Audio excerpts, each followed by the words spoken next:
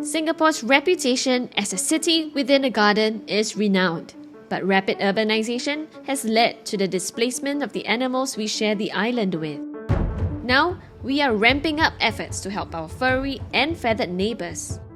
Happily, some species are making a comeback, thanks to the cleaning up of our waterways. I'm Audrey Tan, and in this episode of Our Better Nature, I look up and dive down to find out how agencies like NParks are not just coming up with new methods for our population to coexist with wildlife, but how they are helping them to thrive. Many animal species can be found in the waters around us and in the sky above. In fact, Singapore is home to over 400 different species of birds. This makes us a bird watcher's paradise. I go bird spotting along the rail corridor, where we're on the lookout for the critically endangered straw-headed bulbul with our resident bird expert, Dr. Yong Ding Lee, a scientist from conservation group BirdLife International who has been bird watching for almost 30 years. I think the straw-headed bulbul is a good indicator of the change in Singapore's environment over the last 30 years. It's a bird that when I started bird watching, it wasn't that common and it's only found in specific areas. So when I first saw it back then, it was in Bukit Batok. And ever since those birding trips I had in the 90s, I find that they are found in more and more places in the country. Researchers have found that Singapore is a stronghold for this songbird, which has been poached to extinction in other countries. A 2020 study found that it is likely that more than half of the bird's global wild population is found in Singapore. This makes our country critical for its long-term survival.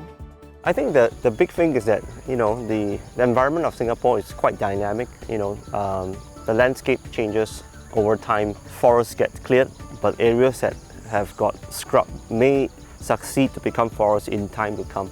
And that is also happening alongside a lot of active efforts to reforestate the country. So there are many areas where corridors are being built, reforestation efforts are ongoing.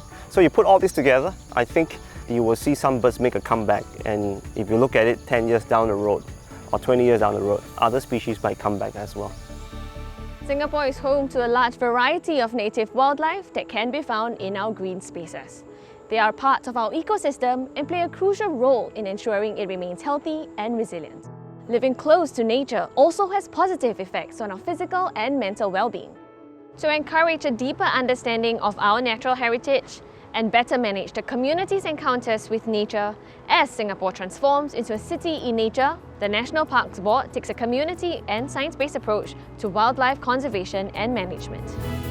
One initiative is to provide linkways to help these animals move between forests and prevent roadkill. The first purpose-built bridge for wildlife in Southeast Asia, the Eco-Link across the BKE, plays a pivotal role in animal movement as it connects the Bukit Timah Nature Reserve to the Central Catchment Nature Reserve. Camera traps have also been installed to observe the movements of animals and get a better understanding of the behavior of the wildlife within our forests. And a rehabilitation centre was opened in early 2022 to help rescue and treat injured wildlife. But our conservation efforts extend beyond the land and forests.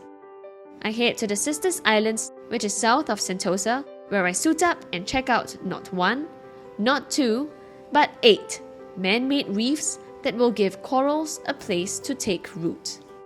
So what's the importance of building on these artificial reef units here in attracting a great diversity of marine life? So the first few months, in fact the first half a year, we barely saw anything happening on the concrete structures itself.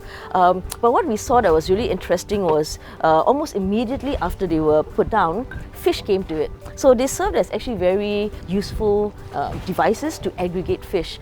And of course, when you have fish, you'll have other animals coming. So over time, we found that the structures itself started to colonize animals. First ones are barnacles. They're still there, but you can see they're slowly sloughing off. Initial colonizers are barnacles, and then we start seeing things like sponges, ascidians, some of your fan corals and the whip corals come in. The reef structures are expected to contribute some 1,000 square meters of additional reef substrate to the Sisters Islands Marine Park by 2030.